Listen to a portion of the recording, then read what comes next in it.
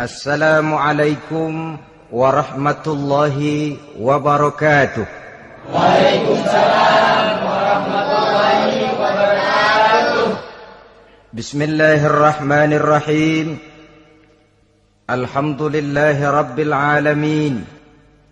Wassalatu wassalamu ala ashrafil anbiya'i wal mursalin, Sayyidina wa maulana Muhammadin wa ala alihi wa ashabihil mujahidin at-tahirin, amma ba'du. Saudara-saudara kaum muslimin rahimakumullah. Pada pertemuan kali ini kita akan membicarakan riwayat Nabi Adam alaihi salam. Nabi Adam diciptakan oleh Allah dari tanah dan merupakan manusia pertama serta bapa dari seluruh umat manusia. Pada saat Allah hendak menciptakan Nabi Adam, Allah berkata kepada malaikat, "Inni ja'ilun fil ardi khalifah." Aku akan menjadikan seorang khalifah di permukaan bumi. Malaikat dengan nada sedikit protes berkata, "Ataj'alu fiha may yufsidu fiha wa yasfiku ad-dima wa nahnu nusabbihu bihamdik wa nuqaddisu lak." Tuhan, apa perlunya engkau ciptakan seorang khalifah di permukaan bumi? Kelak kalau mereka berkembang biak, kerjanya hanya akan melakukan kerusakan, menumpahkan darah, saling bermusuhan satu sama lain. Sedangkan kami, kata malaikat, sudah cukup bertasbih memuji kebesaranmu. Allah kemudian menjawab, "Inni a'lamu ma la ta'lamun."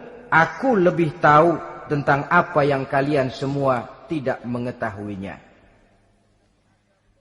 Setelah diciptakan Nabi Adam daripada tanah, ditiupkan roh, maka Allah kemudian mengajarkan kepada Nabi Adam berbagai macam ilmu pengetahuan. Wa 'allama Adam al-asma'a kullaha.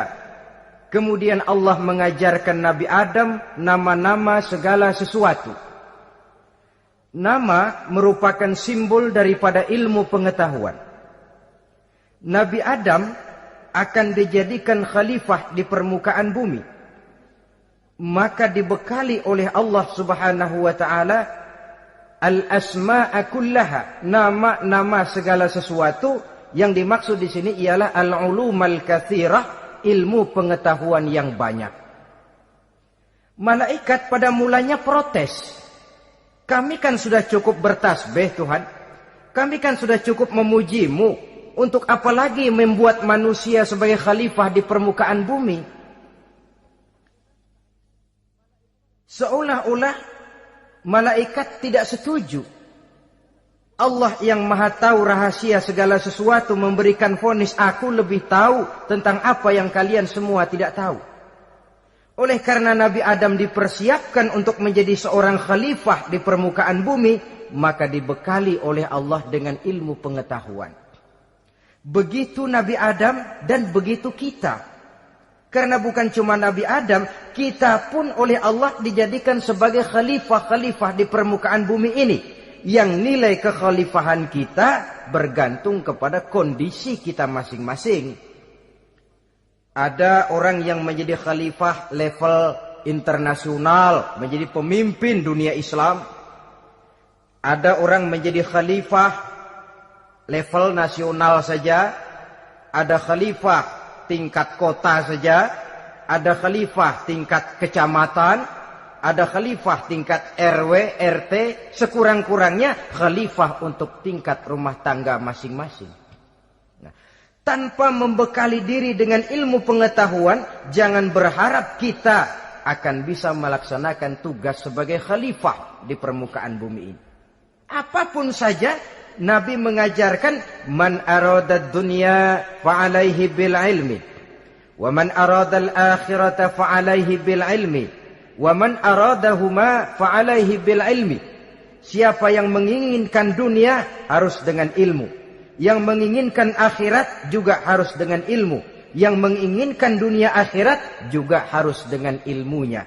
Tanpa dasar ilmu, maka manusia tidak akan bisa menjalankan tugas kekhalifahan.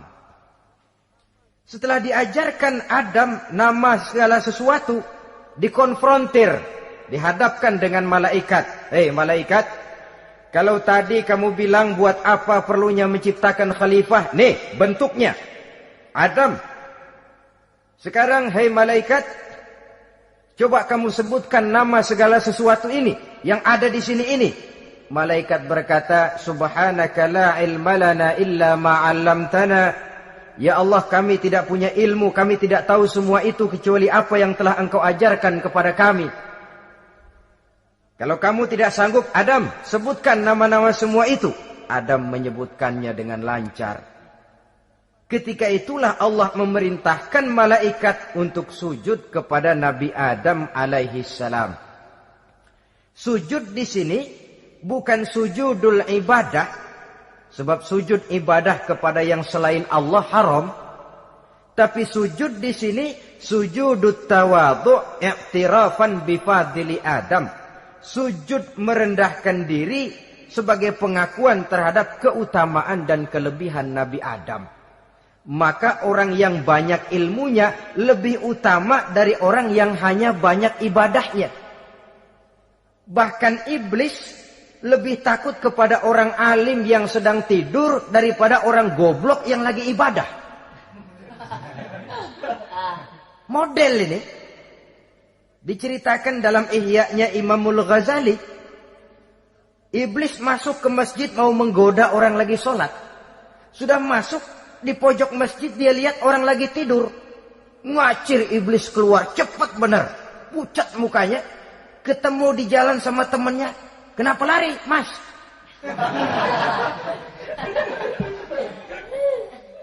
Kata temannya, saya mau goda orang sholat. Lalu tiba-tiba di pojok masjid saya lihat ada orang lagi tidur. Saya takut betul sama itu orang. Lari saya keluar. Loh, sama yang sembahyang sampean nggak takut, kok sama yang tidur takut bagaimana? Yang tidur itu orang alim. Yang lagi sembahyang itu orang goblok. Oh, godain orang goblok, saya colek juga dia lupa sembahyang. Tapi orang alim ini saya takut betul. Lah kalau diukur dengan malaikat waktu itu Nabi Adam, ibadahnya lebih banyak malaikat, jelas. Sudah bertasbih, sudah bertahmid malaikat. Nabi Adam baru diciptakan. Tapi kenapa Allah perintah malaikat sujud kepada Adam? I'tirafan bi fadli Adam. Keutamaan Nabi Adam. Pantas untuk diserahi tugas sebagai khalifah mengatur kehidupan di muka bumi. Kalau malaikat yang jadi khalifah di dunia ini, enggak rame dunia. Coba, malaikat, material, harta enggak perlu. Seksual enggak perlu. Dunia ini hambar.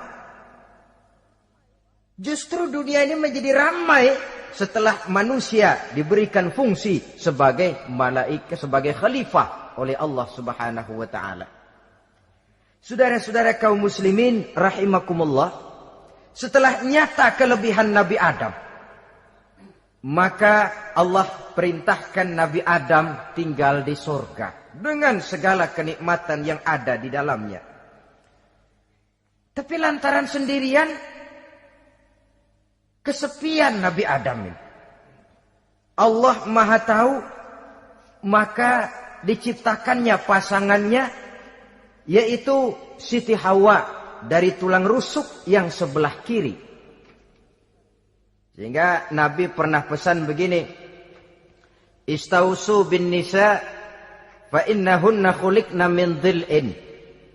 Hati-hati kamu ngadepi perempuan. Yang tolong dengar nih yang laki-laki, yang perempuan belaga budak aja dulu lah. Hati-hati kamu ngadepi perempuan. Fa innahunna khuliqna min dhil'in, karena perempuan diciptakan dari tulang rusuk sebelah kiri. Apa watak tulang rusuk? Tulang rusuk itu kan bengkok. Perempuan tuh begitu, didiemin aja bengkok terus, dikerasin patah.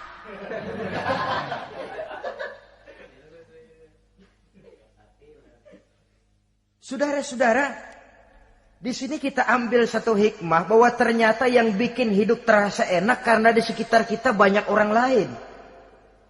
Bodoh manusia kalau dia merasa bisa hidup sendirian.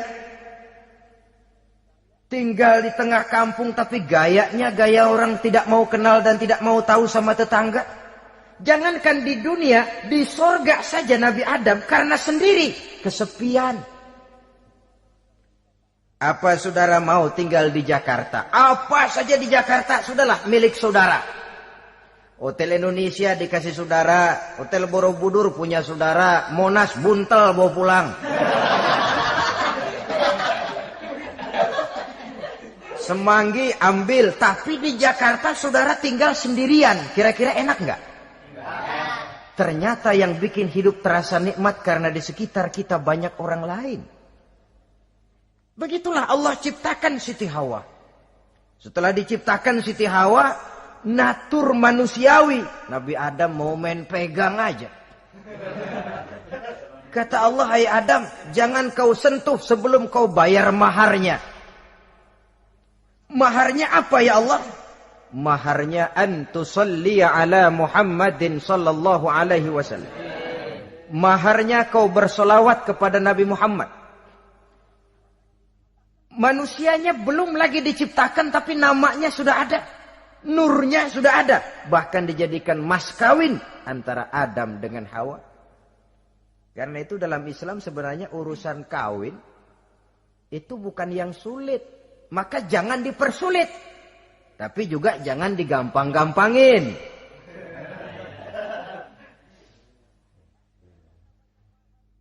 Artinya yang namanya mahar ini, walaupun cuma sebentuk cincin besi kalau orang sangat tidak mampu. Bahkan dengan mengajarkan Fatihah saja sah sudah. Saya terima nikahnya Fulanah binti Fulan, dengan mas kawinnya saya ajarkan dia surah Fatihah. Kalau memang kere betul, tidak punya apapun, sah sudah itu. Agama ini mudah, karena itu jangan dipersulit, tapi juga jangan digampang-gampangin. Setelah itu Allah memerintahkan, ya Adam uskun anta wa zawjukal jannah. Hai Adam, kau dan istrimu tinggallah dalam surga. Wa kula minha ragadan haitsu syi'tuma. Segala makanan yang ada di dalamnya boleh kau makan. Pakaian yang aneka warna boleh kau pakai. Nikmati seluruh fasilitas yang ada di surga ini. Cuma atu aja Adam. Yang lain boleh dah. Mau ngapa pakai atu aja jangan. La taqraba hadhihi syajarah. Jangan kamu dekati pohon khuldi itu. Dekat saja jangan. Apalagi sampai metik. Jangan Adam. Saudara, ma'asyiral muslimin, itulah watak manusia. Kalau ada 10 persoalan, yang 9 boleh, yang 1 tidak boleh, yang tidak boleh yang bikin dia penasaran. Gua pengen tahu ngapa kagak boleh sih. Timbul penasaran. Apalagi iblis selalu berusaha. Sebab pada waktu malaikat disuruh sujud, semuanya sujud kepada Adam. Iblis tidak mau sujud. Tuhan tegur. Iblis, kenapa kamu tidak mau sujud? Mana mungkin Tuhan. Saya akan dibikin dari api, kata iblis. Adam dari tanah. Unsur api lebih mulia dari unsur tanah. Masa saya harus tunduk kepada Nabi Adam? Gengsi dong. Adam kan anak kemarin sore, baru dibikin. Masa saya harus tunduk kepada orang yang macam itu? Ini kan perintah aku iblis. Kalau kau tidak mau tunduk, keluar dari sorga ini. Terusir iblis dari sorga karena kesombongannya tidak mau sujud kepada Adam. Nah, logika, kalau udah di sorga aja sombong diusir, apalagi yang masih tinggal di pinggir kali sombong.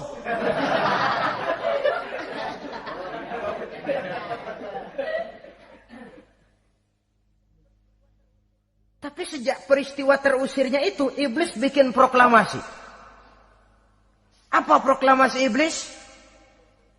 Rabbi fanzirni ila yaumi yub'atsun. Ya Allah, gara-gara Adam saya diusir dari surga. Saya minta kepadamu ya Allah, beri saya kesempatan sampai hari manusia dibangkitkan. Kata Tuhan, innaka minal munzarin. Oke, silakan. Mau apa iblis? Rabbi bima aghwaytani la uzayyinanna lahum fil ardi wa la ughwiyannahum ajma'in. Ya Tuhan, disebabkan engkau telah menyesatkan aku, akan aku hiasi mereka manusia dengan kejahatan yang ada di muka bumi ini, dan aku akan sesatkan mereka semua. Ini proklamasi iblis. Gara-gara Adam saya terusir dari surga, maka sejak saat ini Adam dan seluruh keturunannya musuh bebuyutan saya. Akan saya lakukan segala macam cara untuk menggelincirkan manusia agar mereka menjadi orang yang engkau murkai ya Allah. Kemudian Allah memberikan jawaban. Dialog ini saudara bisa lihat dalam surah Al-Hijr ayat 40, 41 sampai 44. Kata Allah apa? Inna ibadi laisa laka alaihim sultanun illa man ittaba'aka minal ghawin. Silahkan iblis. Yang lain barangkali bisa kau goda. Kecuali hamba-hambaku yang benar-benar hambaku, engkau tidak akan punya daya mempertipu mereka. Engkau tidak akan punya kemampuan menggelincirkan mereka. Kecuali kalau memang mereka sudah mau ikut pengaruhmu. Sepanjang mereka benar-benar menjadi hambaku, kata Allah. Hamba Allah yang sebenarnya, mereka di luar kekuasaanmu iblis. Tapi kalau mereka sudah turun menjadi hamba harta, hamba dunia, hamba pangkat, budak jabatan, mereka itu yang bisa kau gelincirkan. Selama mereka masih tetap sebagai hambaku, kata Allah, mereka di luar jangkauan kekuatan dan kekuasaanmu iblis. Nah, sejak saat itu kan iblis selalu nyari jalan, nyari lantaran bagaimana Adam nih supaya dia tergelincir. Gara-gara dia saya diusir dari surga. Nguping terus iblis. Sampai akhirnya dia dapat berita tentang dilarangnya Nabi Adam mendekati pohon khuldi itu. Satu hari dengan muka sedih, ya, iblis itu the best actor. Aktor ulung dia. Dengan roman muka sedih, dia datang kepada Nabi Adam dan Siti Hawa. Kata Nabi Adam, iblis, ente kok tampangnya demek amat sih?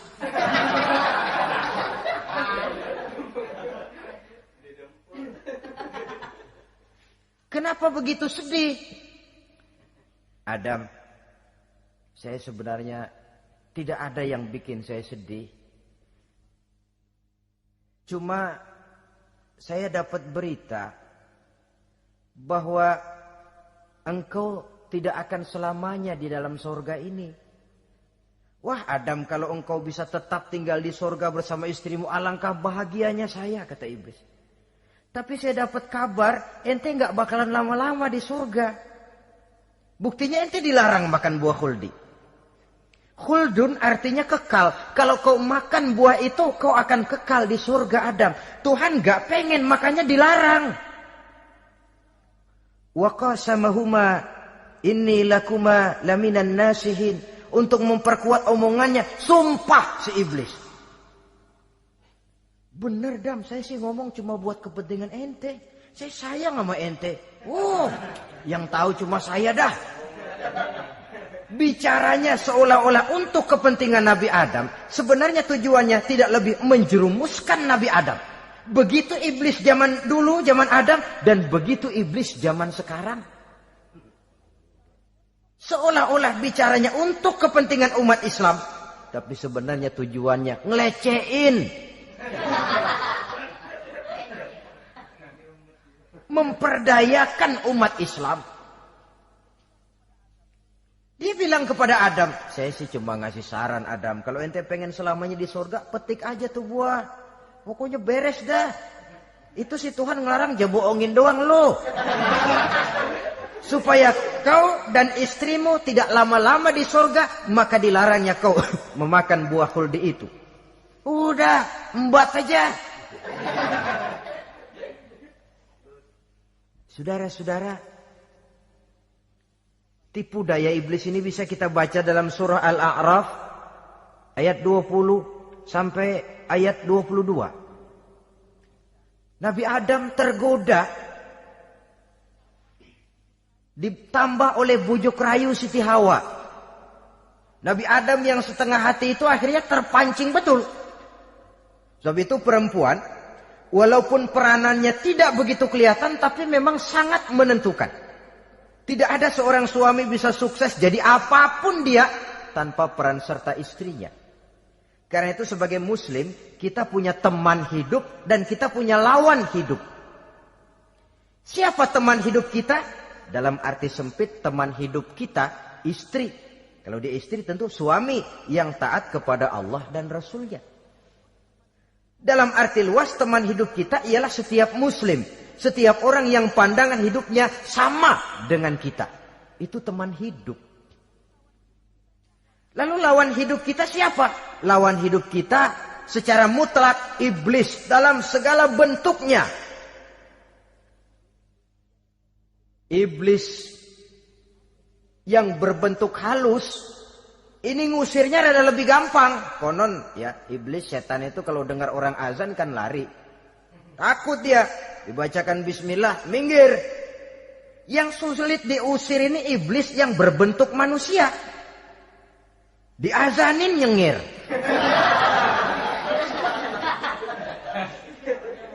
Gawat ini.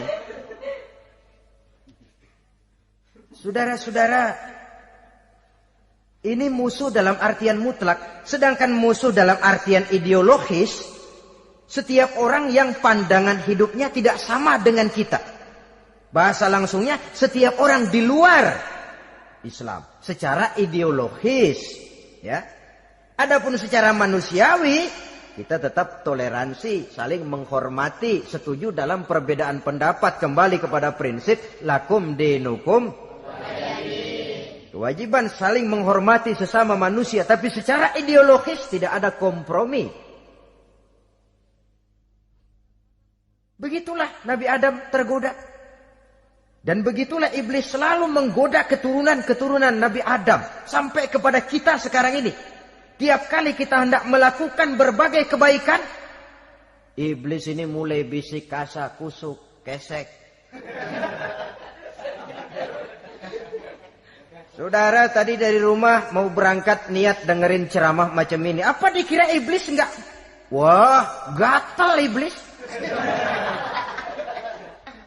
Kata iblis, alah jangan bertingkah lah dengerin ceramah. Ceramah mah urusan 70 ke atas. Ente masih muda. Berjuang kita.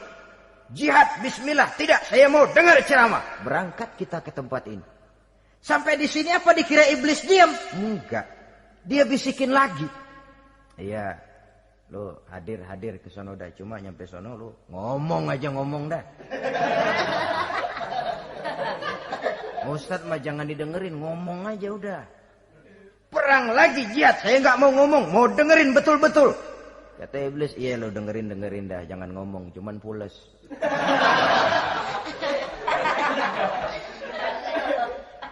Segala macam cara dilakukan oleh iblis untuk menggelincirkan manusia.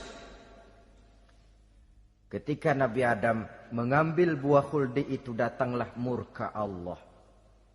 Adam, seolah-olah kalau bahasa kita, kelewatan kamu Adam. Dari belum ada aku ciptakan kau. Barangkali kau merasa kesepian, aku ciptakan Hawa. Aku tinggikan derajatmu dari malaikat sampai malaikat sujud kepadamu. Aku perintahkan kau tinggal di surga dengan seluruh fasilitas yang ada di dalamnya. Cuma satu yang aku minta, jangan dekati pohon khuldi, engkau tidak sanggup Adam. Keluar dari surga ini. Terusir Nabi Adam dan Siti Hawa dari surga. Turun ke dunia ini. Turun terpisah lagi. Ya Allah. Orang itu kalau biasa susah, ketemu susah sih emang lalap namanya. Makanannya. Tapi biasa seneng ketemu susah. Ini yang kalau tidak kuat mental. Tengoklah zaman sekarang kan nih. Kalau tuan-tuan rajin baca pos kota. Kayaknya nyawa murah bener. Pasal duit 100, nyawa hilang. Pasal diputusin pacar, begon ditenggak. Gantung diri pakai tali plastik. Murah betul kelihatannya jiwa itu.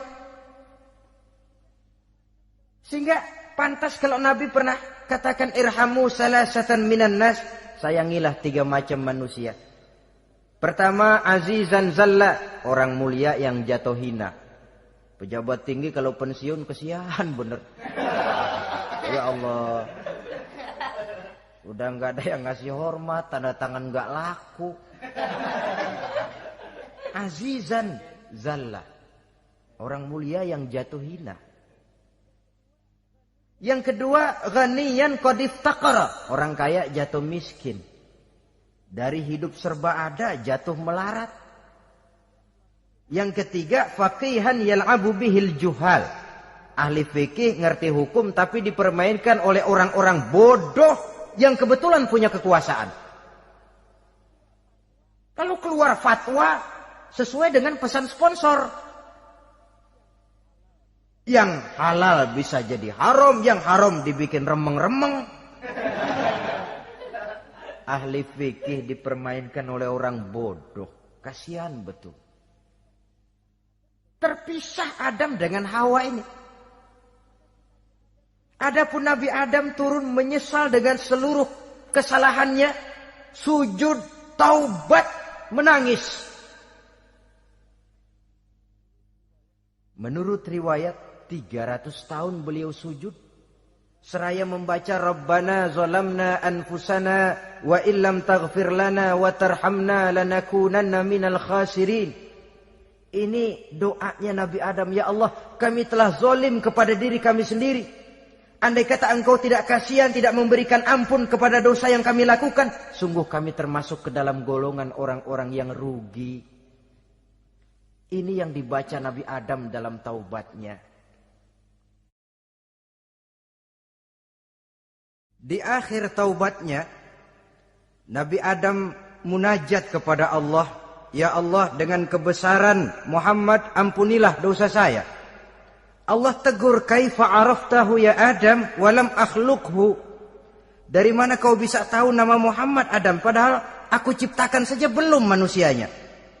Kata Nabi Adam, pertama ketika engkau ciptakan saya, engkau tiupkan ruh ke dalam jasad saya, terbuka mata saya memandang ke bawah arasmu. Di sana nampak dengan jelas tertulis di kaki arasmu, La ilaha illallah Muhammadur Rasulullah.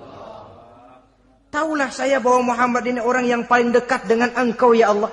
Sampai namanya bergandengan dengan namamu di kaki arasmu.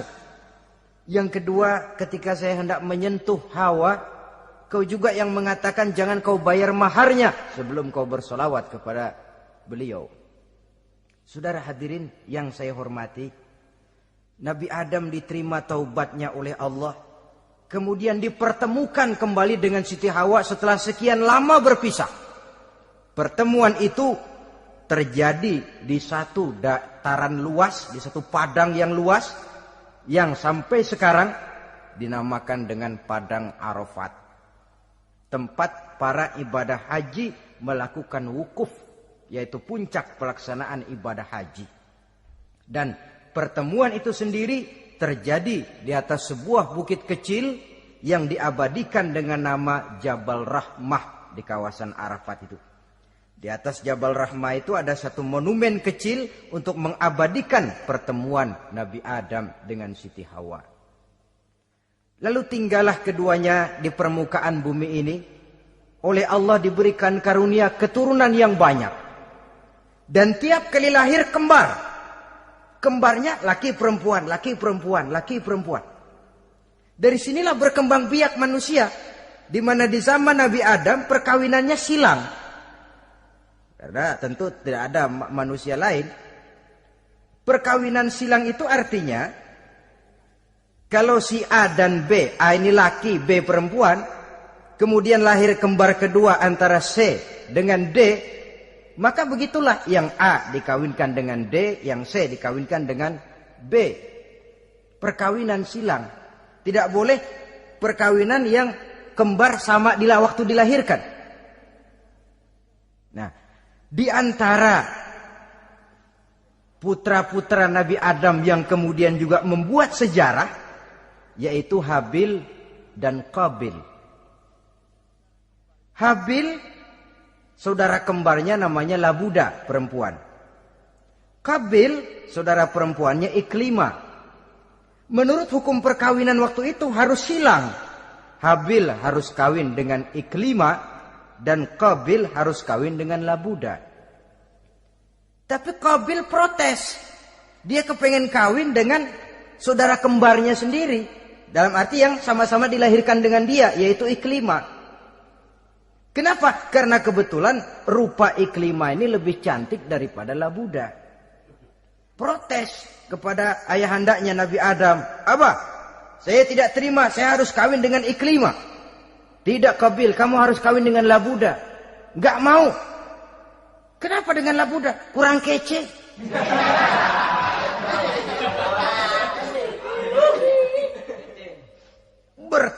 Bertengkar, Nabi Adam tidak berhasil menyelesaikan.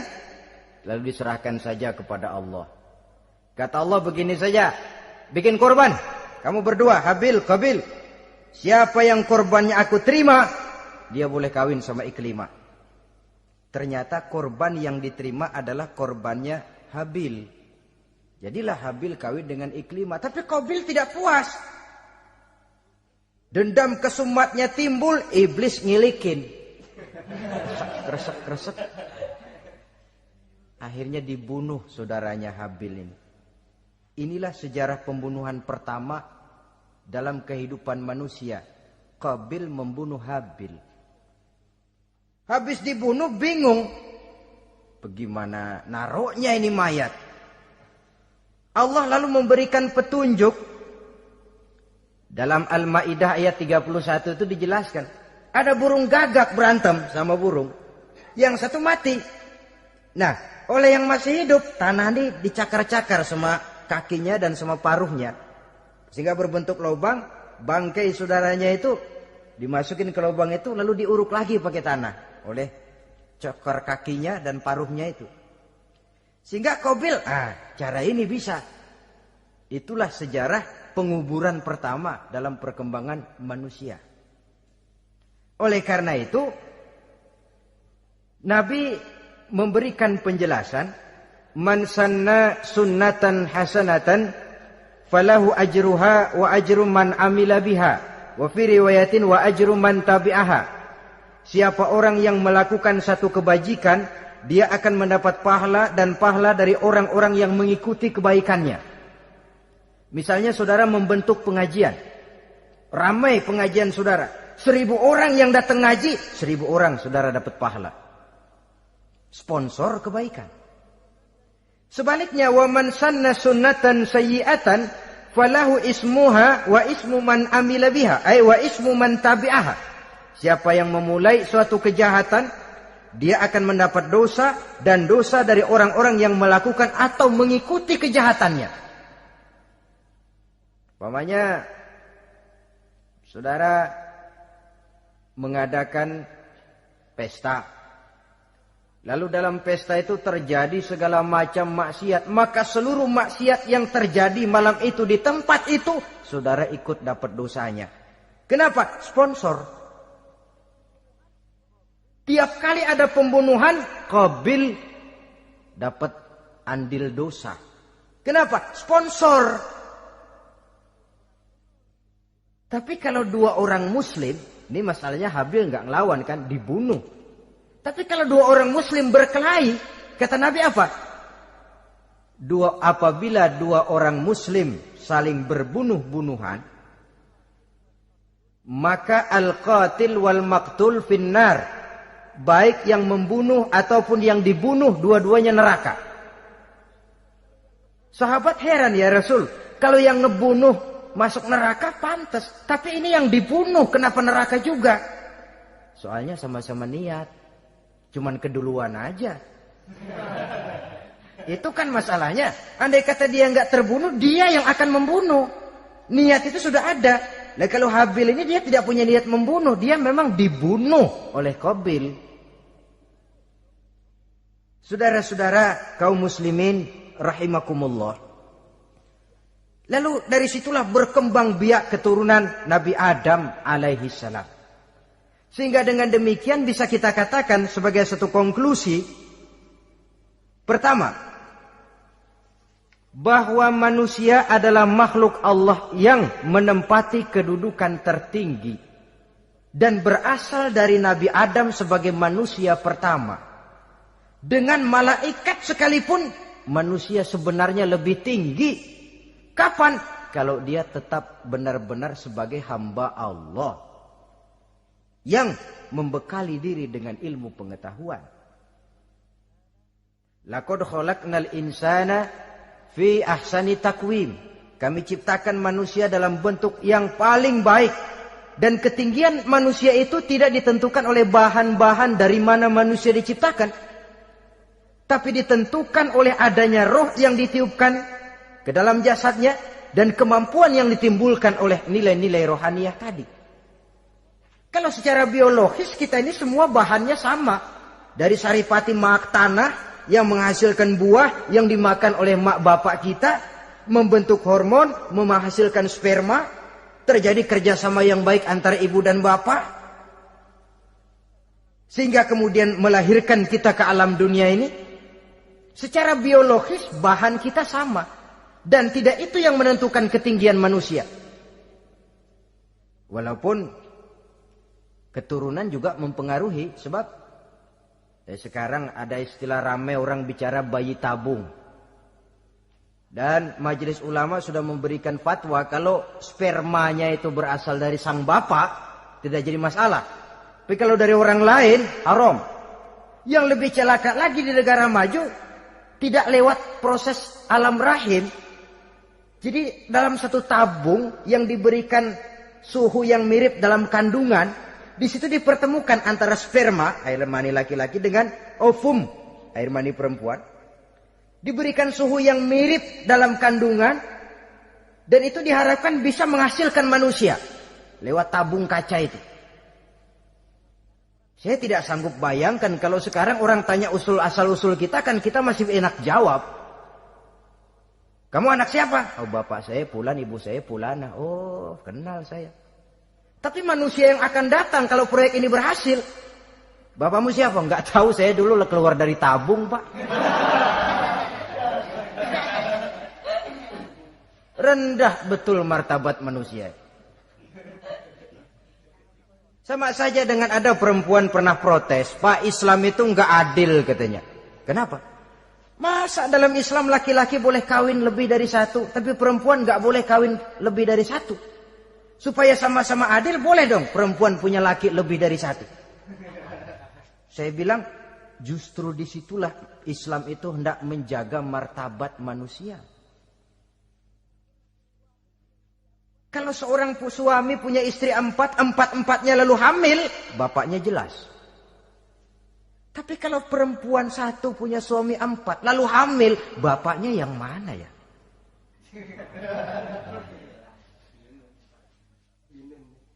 Rendah martabat manusia. Ketika si bayi lahir, ibunya lihat, ini jidatnya kayak si A ini. Sudah ini anakmu saja nih, jidatnya jidat kamu. Kata antar dulu jidat saya, tapi kuping B ini nggak mau saya. Terkatung-katung si anak tanpa tahu kemana dia mesti manggil bapak. Ibu daftarin anak ke sekolah, Pak Guru tanya lagi, ini bin siapa bu? Bingung lah, udah tulis bu, bin rame-rame.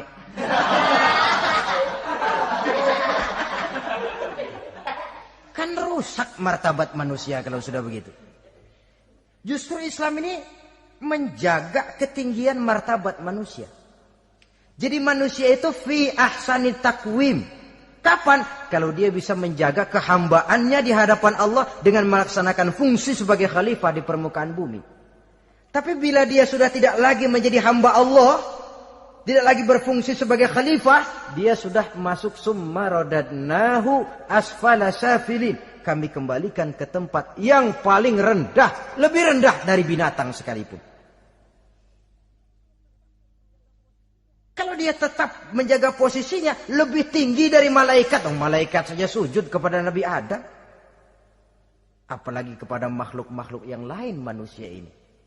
Tapi kalau dia tidak pandai, lebih rendah daripada binatang. Inilah uniknya makhluk bernama manusia.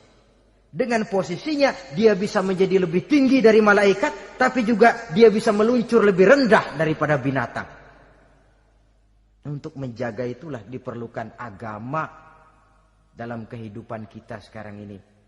Bukan cuma sebagai lipstick, tapi sebagai pedoman, sebagai way of life. Yang akan mewarnai cara kita berpikir, state of mind, rule of thinking. Cara kita memandang kehidupan ini diwarnai oleh nilai-nilai agama. Dengan demikian, maka manusia bukan keturunan kera. So, ada satu teori, namanya teori evolusi, yang disampaikan buat pertama kali oleh Charles Darwin. Dia mengemukakan teori bahwa perkembangan kehidupan sesungguhnya di dunia ini menunjukkan mata rantai yang utama melalui apa yang dia namakan seleksi alamiah. Mula-mula dari ikan melalui seleksi ke amfibi. Dari amfibi ke reptil, dari reptil ke mamalia, dari mamalia ke mamalia kecil, dari mamalia kecil ke primat, dari primat ke monyet, dari monyet menjadi Homo erectus. Ini teori Darwin. Tapi dia tidak jelas-jelas mengatakan bahwa manusia keturunan monyet, hanya seketurunan. Seketurunan kan tidak berarti keturunan. Begini saja, Toyota Kijang sama Toyota Corolla itu seketurunan. Tapi Corolla dengan Kijang kan lain. Cuma seketurunan. Dalam arti sumbernya sama. Makhluk yang tidak tahan seleksi alam, oleh udara yang sangat dingin, perkembangan cuaca yang sangat panas, gempa bumi dan sebagainya, seleksi alam dia namakan, hilang, musnah dari peredaran. Seperti ada binatang raksasa itu, dinosaurus. Sekarang kan cuma tinggal dongeng saja, tinggal nama atau kerangka. Itu oleh seleksi alam dia nggak lulus, hilang. Yang bertahan, yang lulus seleksi alam. Manusia walaupun kecil yang lulus seleksi alam ini. Biar dihantam gempa bumi, angin topan, tetap aja ngejedok. Nah, teori Darwin ini, teori evolusi ini didukung dan dibuktikan oleh peninggalan fosil atau binatang dan tumbuhan yang hidup dan mati selama perkembangannya. Dari bentuk organik pertama hingga pendahulu terdekat daripada manusia. Tapi ada satu kelemahan dari pokok daripada teori evolusi ini. Pertama, garis perkembangan dari Homo erectus, yakni manusia jalan tegak, semacam gorilawi itu, sampai kepada manusia mutaakhir masih belum menentu. Artinya, okelah, kalau manusia seketurunan dengan kera, batas antara manusia yang wujud sekarang dengan manusia purba itu apa? Yang menjadi penghubung. Monyet tidak mungkin. Ini dianggap mata rantai yang hilang, missing link namanya dalam istilah ilmiahnya. Dan ini masih dicari sampai sekarang. Kalau pendahulu terdekat manusia mutaakhir ini manusia purba, katakan Homo erectus, manusia jalan tegak. Lalu generasi sudah itu sebelum berbentuk manusia apa? Ternyata sampai sekarang masih ada missing link, mata rantai yang hilang. Lalu yang kedua, teori evolusi berhenti kepada manusia mutaakhir. Kalau memang kita manusia sekarang ini hasil evolusi, tentu kita akan terus berevolusi lagi. Dan akan jadi apa kita nanti? Ternyata sudah ribuan tahun manusia tetap manusia begini-begini aja. Tidak berevolusi kita ini. Apa lalu matanya jadi cuma satu di tengah? Hasil evolusi? Kan tidak.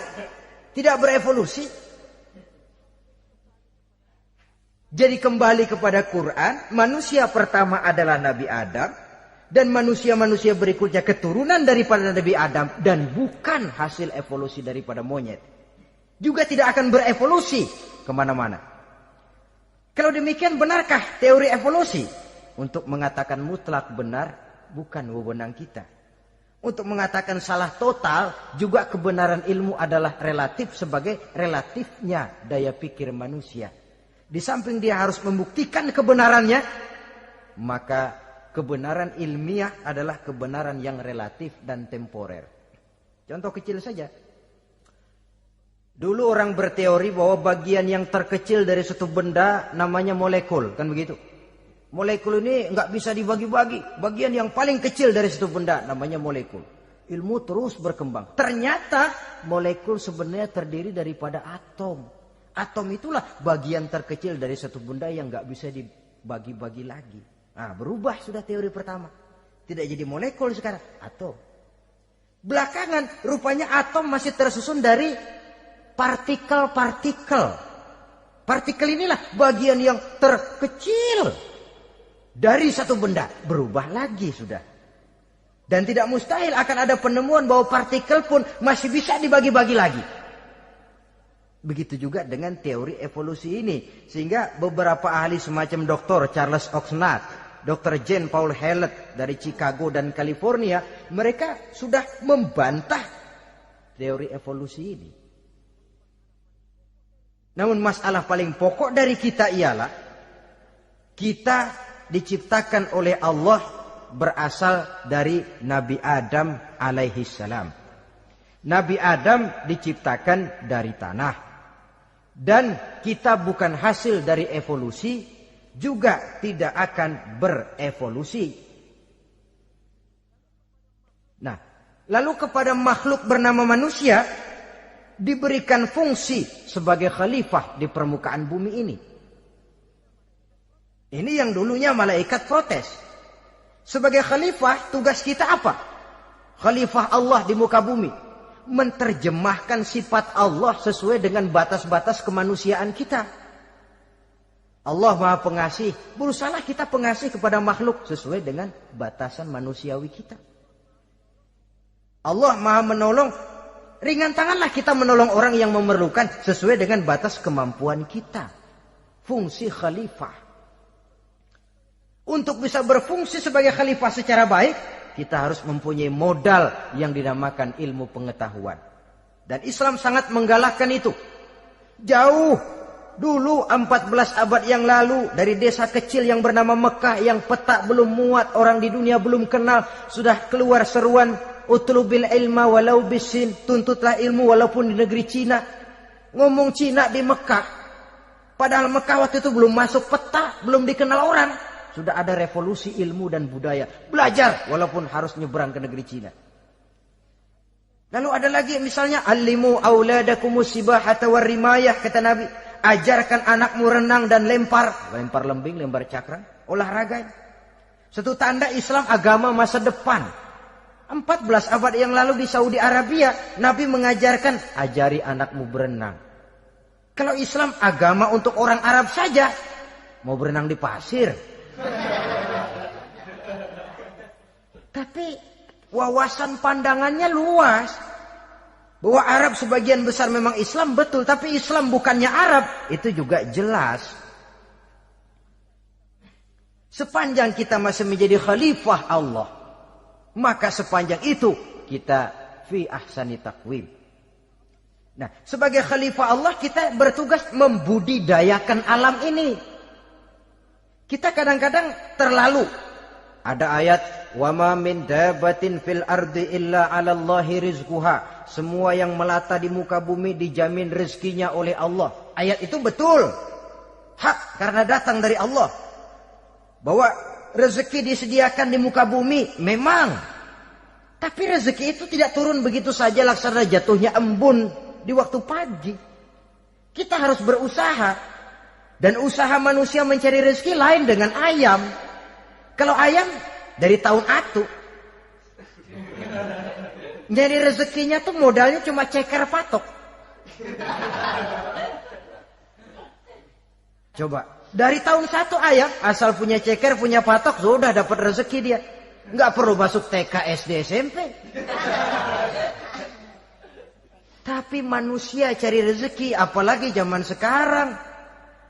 Persaingan hidup tajam, lapangan kerja sulit, tensi ekonomi tinggi.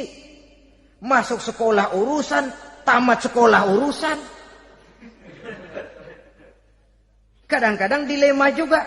Masuk perguruan tinggi negeri sulitnya setengah mati kayak onta masuk ke lubang jarum. Masuk perguruan tinggi swasta yang favorit biayanya selangit. Artinya tanpa membekali diri dengan ilmu, keahlian, skill, kemampuan, fungsi sebagai khalifah sulit untuk bisa kita laksanakan. Saudara-saudara kaum muslimin yang berbahagia. Kalau fungsi khalifah ini mampu kita laksanakan, iblis putus asa sudah. Sebagai khalifah di satu pihak kita menyembah hanya kepada Allah, di lain pihak kita membudidayakan alam ini. Ada apa sih di perut bumi? Minyak, gas, timah, emas. Ada apa sih di lautan? Pelajari lewat oceanografi, membudidayakan alam. Air sungai supaya arusnya nggak mengalir mubazir. Ada manfaatnya, bisa menimbulkan energi yang menghasilkan tenaga listrik. Bisa mengairi persawahan, irigasi. Bikin apa? Bikin dam, membudidayakan alam. Tapi juga mengislamkan budidaya itu. Bahasanya mengkulturkan natur, mengislamkan kultur. Membudidayakan alam dan mengislamkan budi dan budaya manusia ini. Sehingga apapun yang kita kelola dari alam ini nantinya akan untuk menunjang tugas sebagai khalifah, sujud kepada Qadhi Rabbul Jalil. Saudara-saudara, maka bersyukur kita. Oleh Allah dijadikan manusia. Tidak pesan, terima beres, cantik. Dari segi biologis maupun psikologis, tidak ada makhluk secantik manusia. Dibekali dengan agama, di samping akal. Sehingga agama membimbing akal agar sampai kepada kebenaran yang hakiki. Kita sebagai keturunan Nabi Adam memegang fungsi khalifah. Jadi jangan main-main loh. Kita ini turunan Nabi, betul ini. Saudara-saudara yang hadir semua di depan saya ini, termasuk saya, kita gini, turunan Nabi kita ini. Nabi Adam. Jangan main-main loh. Turunan Nabi gini-gini. Nabi Adam.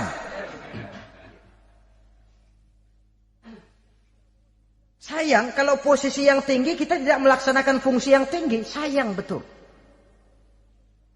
Sebab itu manusia harus adil kepada dirinya. Dalam arti menjaga diri dari sesuatu yang bisa menghancurkan ketinggiannya dalam pandangan Allah.